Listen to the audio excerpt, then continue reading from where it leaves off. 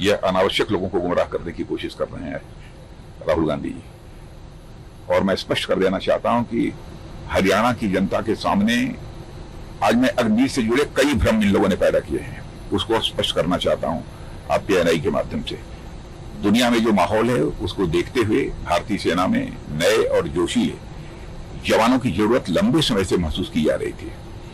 और अलग अलग देशों जैसे अमेरिका है, ब्रिटेन है, फ्रांस है, रूस है, इजराइल है, चीन है, इन सभी में आर्म फोर्सेज में शॉर्ट टर्म एंगेजमेंट्स माने थोड़े समय के लिए, कहीं 2 साल है, कहीं 3 साल है, कहीं 4 साल है, ऐसे शॉर्ट टर्म एंगेजमेंट्स के लिए सैनिकों की भर्ती के लिए अलग अलग प्रोविजन है। भारत में सेनाओं के सभी अंगों की सहमत के बाद अग्निपथ यह स्कीम प्रारंभ की गई है। कांग्रेस नेता देश भर में झूठ फैला रहे हैं कि अग्निवीरों को सेवा से हटने के बाद आमदनी के लिए दर दर भटकना पड़ेगा, जबकि सच्चाई यह है कि हर अग्निवीर को 4 वर्षों के इंगेजमेंट पीरियड के पश्चात एक वन टाइम सेवा निधि पैकेज भी दिया जाता है। वो लगभग 12 लाख के आसपास है और यह राशि पूरी तरह से इनकम टैक्स से फ्री होती है।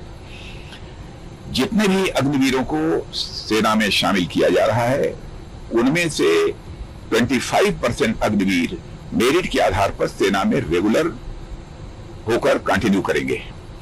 बाकी बचे अग्निवीरों के लिए हरियाणा, उत्तर प्रदेश, राजस्थान, उड़ीसा, असम, मध्य प्रदेश, उत्तराखंड, छत्तीसगढ़, अरुणाचल प्रदेश, गुजरात और गोवा जैसे कई राज्य सरकारों ने सरकारी नौकरियों में आरक्षण की स्पष्ट रूप से घोषणा की है।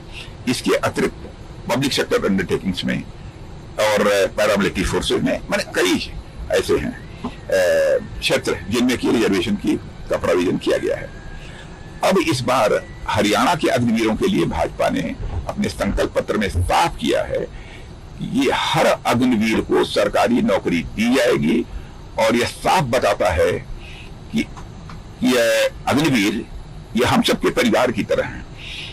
और मैं यह भी स्पष्ट करना चाहता हूं कि कांग्रेस के नेताओं ने पूरे देश में बड़ा झूठ बोला कि मिलिट्री में सेवा के दौरान यदि अग्निवीर की मृत्यु हो जाती है तो उसके परिवार को कुछ नहीं मिलता। सरासर झूठ। यह खड़ा झूठ बोलने का इससे बड़ा उदाहरण मैंने अपने जीवन में नहीं देखा है। यदि किसी अग्निवीर की एक्टिव मिलिट्री सर्विस में दुर्भाग्य से मृत्यु हो जाती है तो उसके परिवार को 1.5 करोड़ रुपए से अधिक की धनराशि दिए जाने का प्राविधान भी किया गया है। और इतना ही नहीं, सेवा निधि पैकेज के अंतर्गत जो लगभग 12 लाख रुपया दिया जाएगा वह दिया जाएगा।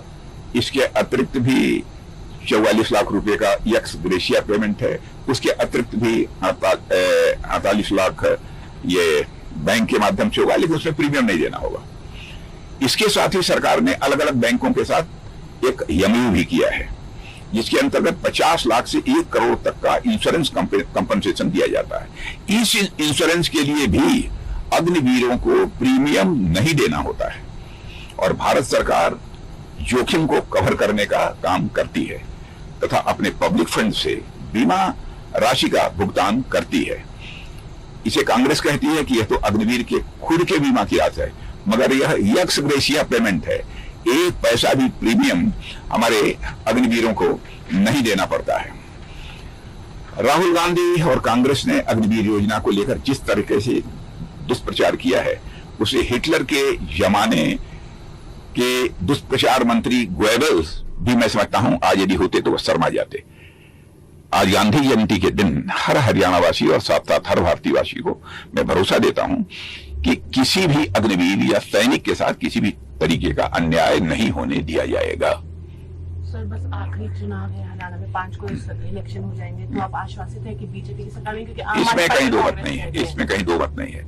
अब देखा होगा आपने बराबर जनसभाओं में कि किस प्रकार का पब्लिक का रिस्पांस प्राप्त हो रहा है और हरियाणा की जनता ने मन बना लिया है कि अब तीसरी बार भी भारतीय जनता पार्टी की सरकार क्लियर मेजॉरिटी से बनेगी। और मैं कह सकता हूं इसके पहले जितने सीटों पर भारतीय जनता पार्टी ने विजय हासिल करके सरकार बनाई थी उससे काफी अधिक सीटों पर विजय प्राप्त करेगी और क्लियर मेजॉरिटी के साथ भारतीय जनता पार्टी गवर्नमेंट बनाएगी।